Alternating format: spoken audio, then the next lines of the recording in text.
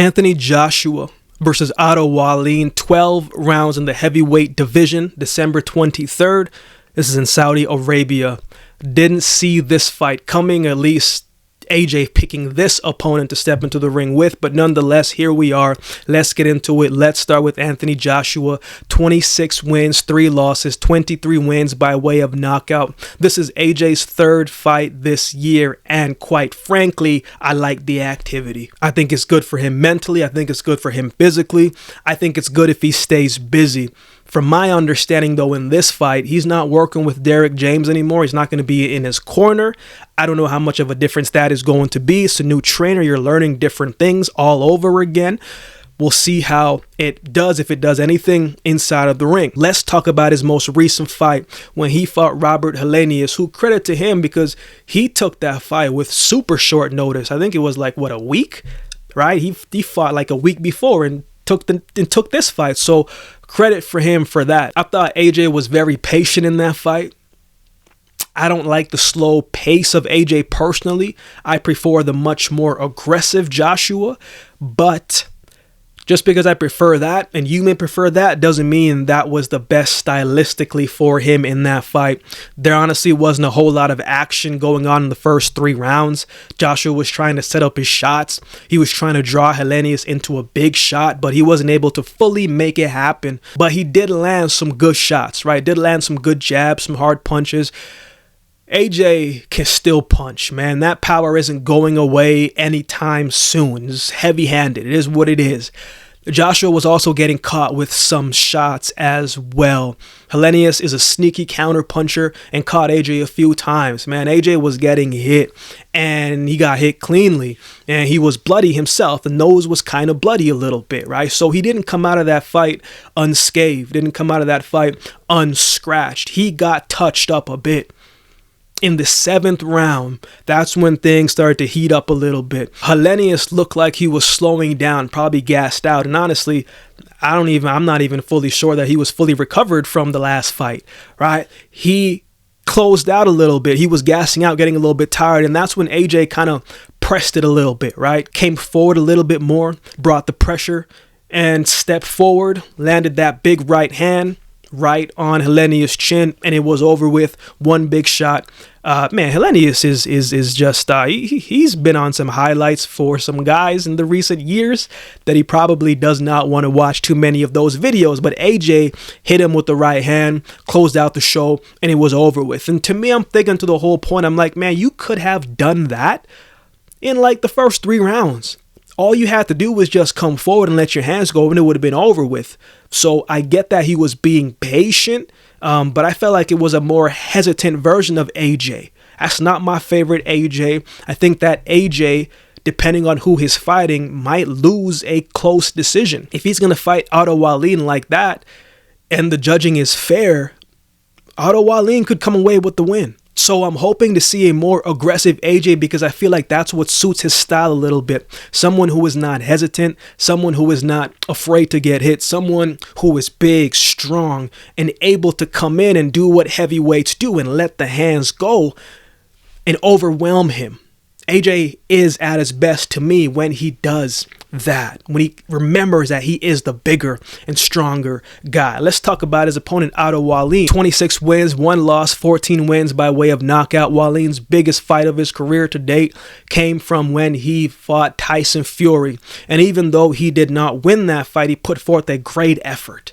Right, he made it very tough and challenging for Tyson Fury. Had Tyson Fury bloody a little bit, landed good counter punches, right? Left hands, wasn't intimidated at all by the bigger man. He stood 10 toes down and gave a great effort and proved that, hey man, like, hey, I'm here right now too. Like, I can compete with the top of the heavyweights. An offensive Otto Wallin is a pretty good fighter, man. Right? He knows how to fight, and he can box as well. Now, there were some people saying there was some controversy in the Tyson Fury fight. No. There was no controversy. Otto Wallin lost the fight. Tyson Fury won the fight. But from the appearance, I can see why people might say that. But no. After that fight, I felt like he took a step backwards and didn't take the step-up fights It's not always the fighter's fault, though. It's sometimes management. I've heard him say in interviews before that he's been trying to get the big fights, but for whatever reason, he just hasn't been able to get them, hasn't been able to get made. He beat Travis Kaufman, took him out in 5 rounds. He beat Dominic Breazeale. He beat Rydell Booker. And most recently, Murat Gasayev. In his most recent fight against Gasayev, man, I thought Wallin was being very defensive. He wasn't letting his hands go too much. He was controlling the range, using his feet to get in range and get out of range, throwing the jab, left hands, keeping busy with consistent shots to the face, to the body, but it wasn't a whole lot of steam on all of those shots. I think Otto Wallin is a good technical fighter. I think he's very sound, very solid. He knew Gasayev could punch, and he got caught with the right hand in the 3rd round that pushed him back on the ropes. So he knows that he was dangerous. He knows he had to be wary of the power, so that probably enforced why he kind of fought the way that he did. It didn't make for the most exciting fight by no means, but I thought he fought a good fight. I thought he fought a good, safe, and technical fight. I liked his movement in that fight. I liked his consistency in that fight. And I like his stamina in that fight because he was being pressured from round 1 all the way to 12. And he didn't waver. He didn't tire out. He was very consistent. He took some big shots in that fight, but not a whole lot of shots. When the shots that he did take, he took it on the chin and went back to boxing and controlling the range. Wallin knows how to switch up the pace of the fight. He knows how to keep the range and dictate that spot where he can be effective. He can fight off the jab. Wallin has a style that could beat AJ.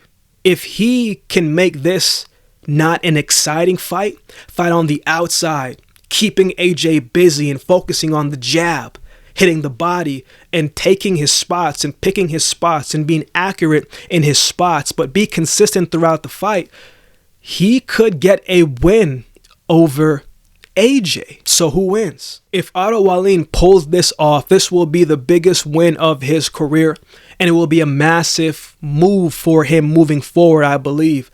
But can he do it? Of course he can. I think he can outbox AJ. I think he's a better technical boxer than AJ. But can he evade AJ when AJ brings the pressure? Can he withstand those punches from AJ?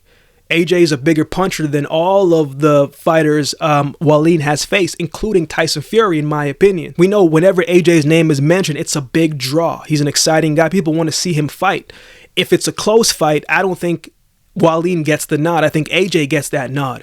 Wallin has to make it clear that he's winning the fight to get the nod.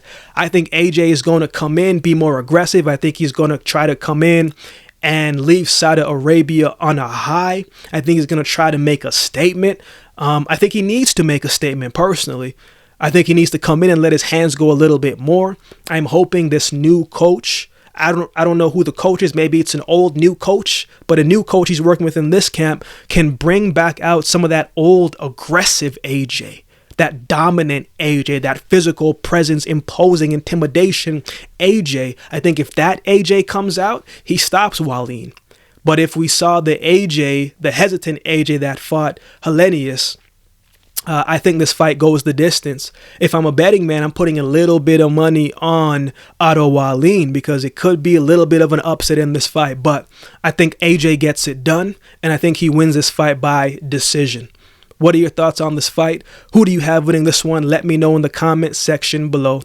If you'd like to support the channel, there's a couple ways you can do so. You can like, comment, share, and subscribe to the channel. If you'd like to support by way of donation, you can find options in the description below. Also, my Cash App handle will be on screen as well. Any amount goes towards the growth of this channel and will be greatly, greatly appreciated. Shout out to everybody that continues to like, comment, share, and subscribe to the channel. I appreciate each of you. So with all that being said, if you've been watching the video this time, do me a favor and subscribe to the channel, and we'll definitely see you next time.